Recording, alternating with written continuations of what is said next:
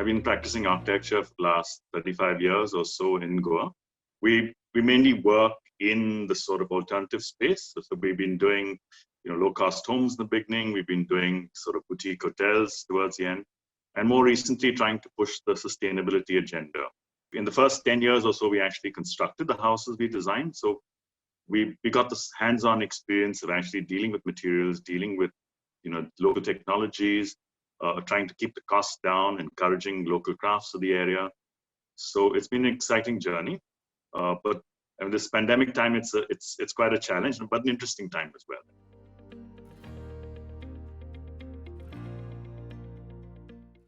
It's very difficult. I mean, it's like, you have children, you can't say this is my best child, and that's not so good. So it's, in a similar way, every architectural project is a learning, and it's, yes, you have certain aspects of them that you really like, certain aspects you wish you could have done better on. And so every project has things, but I think projects that in which one has learned a lot through successes, through failures, are the ones that really stick in your mind and you feel that you've actually done something good. So it's where you've started pushing the boundaries and you've made realizations which you take forward in your next project, and projects where you actually you collaborate with the client. A lot of times, it's very transactional. The person comes to you and he says, okay, fine, I want you to do my house. And okay, here's your fees. This is the money I have to build a house, and you do it.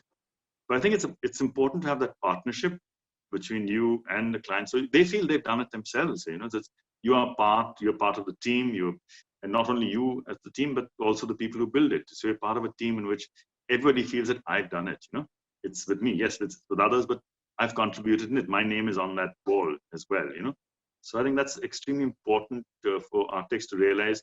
Because if you see the celebration of architecture, I mean, you just hear the architect's name. Occasionally, of course, yes, the owner's name, and rarely, of course, the engineer's name, but never the people who actually built it, never the people who've contributed in the whole process of actually putting it to that. People who've given ideas of what could be done to it, who've commented on it, who've led to the growth, during the course of the project. I think they need to be celebrated as well and need to be acknowledged as well in some way. So it's important that we learn from these experiences as we go along. And I think the more years you practice architecture, the more you realize the need to create an architecture which reaches out to society, which says something to other people. And those are the real projects that are successful. So we stopped taking rich people's houses about 5-10 years ago because we found that not fulfilling. They were just fulfilling some fantasies of somebody's dream. So today they're very embarrassing for us. During that time, of course, was really, as young architects, we were very happy to do projects like that. But today, you feel a little hollow and empty, having to talk about those projects. So projects in which people have participated, projects in which you've actually managed to bring costs down, where you've innovated in technology and materials, are the ones that stick in your mind and you feel happy to share with people. So one of the projects that actually brought us into the limelight was a hotel project called Nilaya, which was done almost 20 years ago. And it was one in which actually became one of the 100 best hotels in the world. And at that time, and it sort of was very experimental. We tried to work with clients who were very creative. We were right on top of hills, sort of used local labor to build like these arches, walls, domes, and ordinary brick and local stone as well.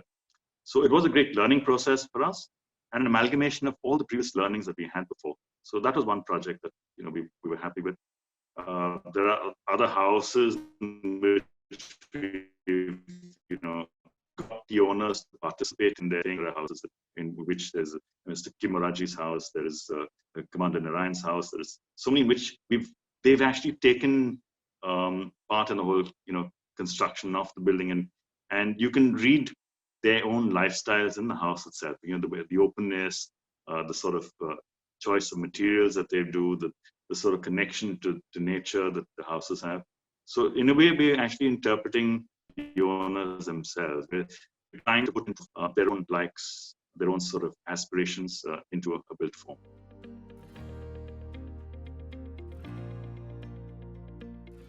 Yes, architecture is definitely, in people's view and profession. Whenever you see, photographs of architects, they're always very well dressed. They usually have a Mercedes parked in their driveway. I mean, according to the imagery that most people see, that they're actually well-to-do. Though the actual truth is very different, and the architects are getting poorer and poorer as time moves on. So I think they need, for their own good, they need to realize that we don't need to design for the elite. We don't need to design for the rich. There is, if you want to sustain your lifestyle, there is enough work out there to design for the common man. And it means actually designing collectively. Yes, designing for an individual house, the common man is different. But architects must play the role of being a collective designer. There's an architect called Christopher Day, who designs only for a minimum of 12 people at a time. He says, I design for community on design. And therefore he designs, house, facility which there is places. So one kitchen, the individual house may have a little pantry of its own, but there's a common kitchen where they can all come together. They can sit in the evenings together. Their houses are much smaller, so the cost is much less. All their facilities are collectively, brought together. And we can see great examples. Orwell, for example, Orwell is this great experimental community where it's actually lives off the great sort of connect that people have with each other. So, and they're sharing their lives, they're sharing technology, they're sharing all their knowledge. They bring up children in to have those same sort of values. So I think we need to move away from the elite society, and there is enough work over there. There are architects who built experimental communities all over the world. There's Paolo Soleri, who tried something in Acrosanti, and you've seen a lot of examples all over in South America, North America, and Europe. We need to diversify. Our education needs to sort of broaden itself out and move into these communities and be part of a team member of society, and not rely on this typical role that we have at the moment. So yes, we need to bring about that change, and the educational system must do it. And we as architects who graduated many years ago, who are still learning about architecture, must be part of that change, that we must imbibe those values ourselves and pass on those values to all those that we influence.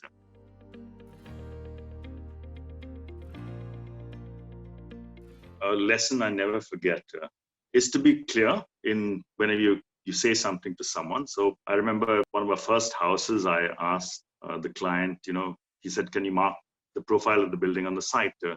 I said, sure, just get me a bag of lime and we'll mark on the site tomorrow morning. So I went to site the next morning, and there he was standing. So all these tiny little limes piled into the bag. And I said, I meant lime as in chunna, But it's something which is important, because it's of course it's just a misunderstanding of the client. I think it also sort of captures the rapport that you have with somebody that you work with. So you break down the barrier of client and architect, where you've introduced a sense of humor into your projects. You're able to actually operate, at a more understandable level, where they can actually speak their mind as freely as they can. You're human, they're human, and it's not a business transaction. It's something far deeper than that. And I think it's important. From that, I realized that it's important to actually break the ice with your client early on. It's important to actually show yourself as a person.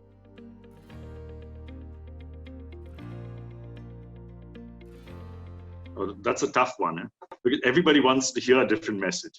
So I think the first message is, cheer up, guys. It's not so bad as you think it is.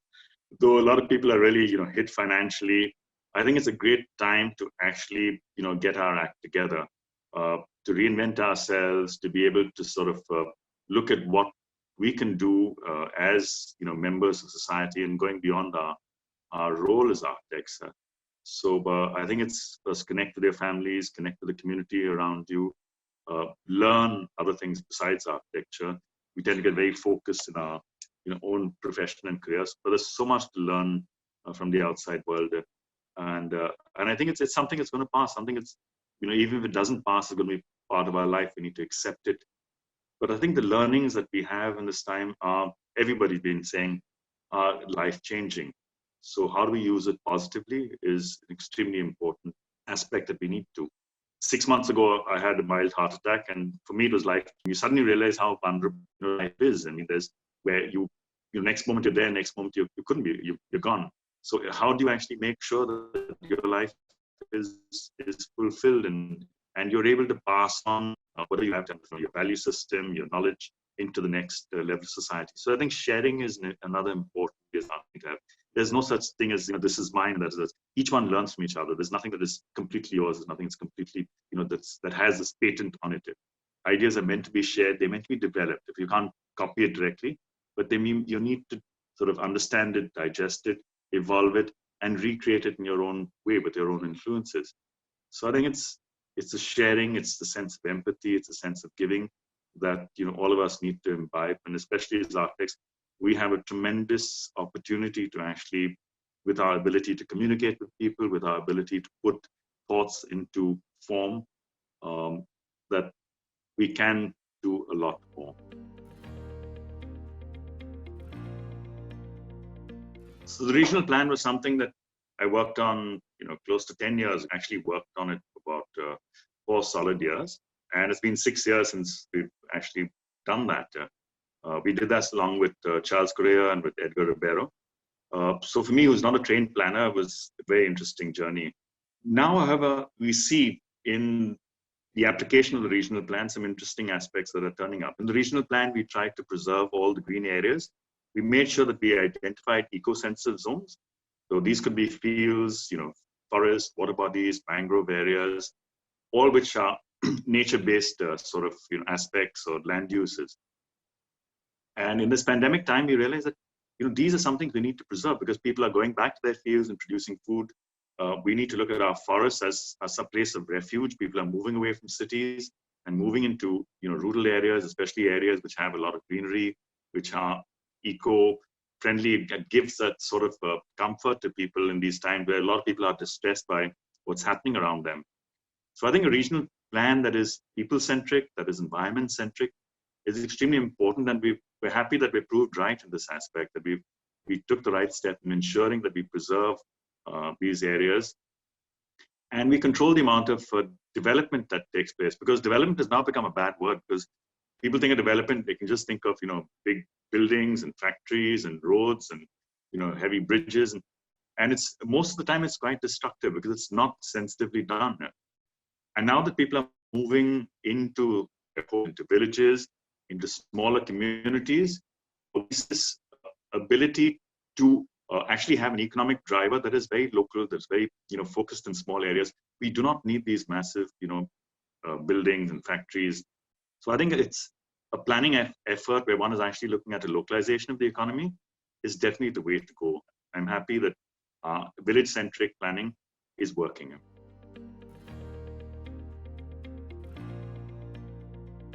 I think it's very important that we look at materials which are especially locally available. I mean, it's the sustainable way to go. So people are looking at going back to natural materials. People are looking at going back to low energy materials. People are looking at recycling buildings.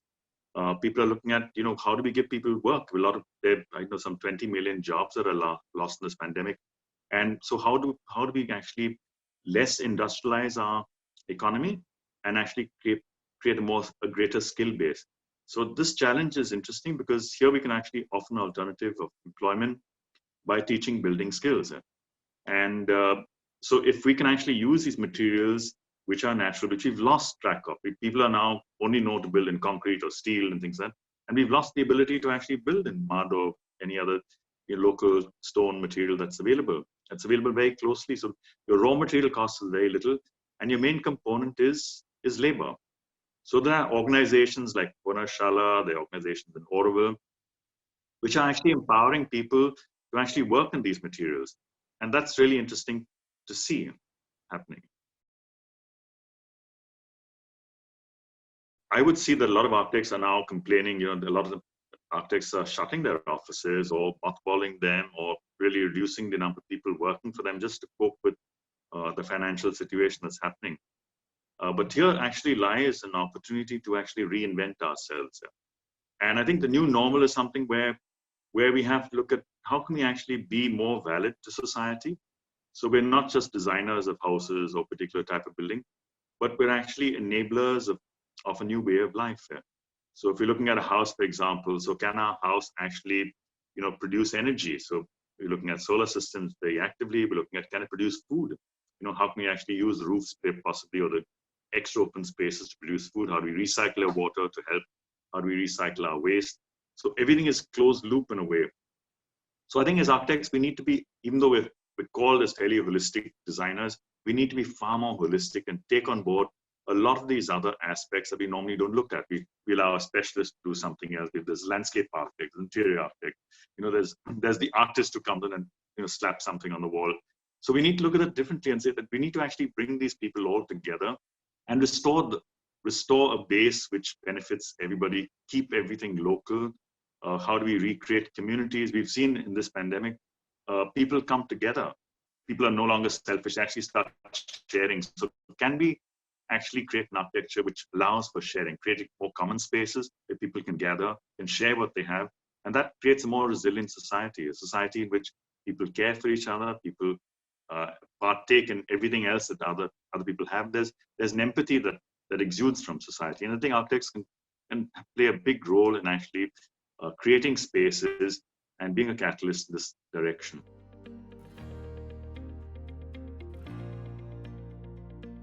I think architectural education needs to be far more responsive as to the needs today. It's very urban-centric. And I mean, just like, in say 30 years ago, the government realized that there are not enough doctors in rural areas. Can we actually make architects move to rural areas? And I can see a lot of young architects actually getting, concerned about what's happening, actually moving and starting small practices in these rural areas and doing very well for themselves. So we can see that change can be brought about, in these areas which are non-urban, which don't have great amount of money to be made. Because a lot of architects think, okay, fine, it's a profession which you can make money quickly, and but that's not the truth. I mean, we can see today that it's a challenge to the profession. Young architects graduating from a college of architecture will get like 20,000 rupees, and whereas a young IT professional who's just graduated will get 80,000 or 1 lakh a month. So the difference is vast. And even like 5 years, 10 years down, the architects are still earning a miserable amount of money. So except for the person who runs a practice, very few actually do very well for themselves. So I think we need to look at an education which actually makes them valid to society. What are the various aspects they can go into which serve society better? So we're not just designers of buildings, we're designers and catalysts of a change in society. And I think if education, architectural and design education can actually morph into that, where we actually take traditional knowledge, make it more contemporary and valid for today's society, and actually give back to society. A lot of the craft people in society or people in the building craft have lost touch with those materials. So here, as people who've been taught in a certain aesthetic way, taught in a certain technological way, can we actually take advantage of it and empower community again in the building process? And I think that's a great role that we can actually do. So we don't have to be the typical designer working in an office, designing, houses and for rich people in certain areas, and then 10 years later design a hotel, and 20 years later design a hospital or whatever. But we need to actually look at how we can be effective and follow our own little passion.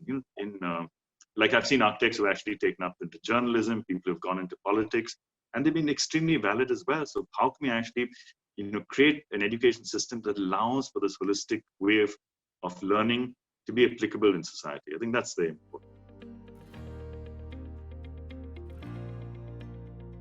I think the field of architecture is always inspiring. I mean, it's one of the few professions where all that you've done is last for 50 to 100 years at least. I mean, you look at poor accountants or anybody else, and their books of accounts are thrown away and put in some cupboard a year later. Nobody sees them.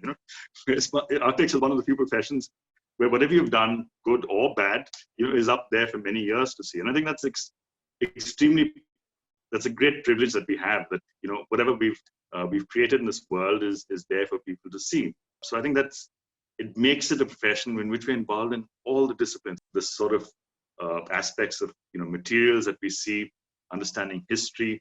So I think as a profession, it's so exciting to be an architect, and it's only once you get into it, it has a glamour sort of factor to it while you're, before you join architecture, you'll have this AR before your name, or whatever, like just you have a doctor before, a DR before a doctor, or whatever.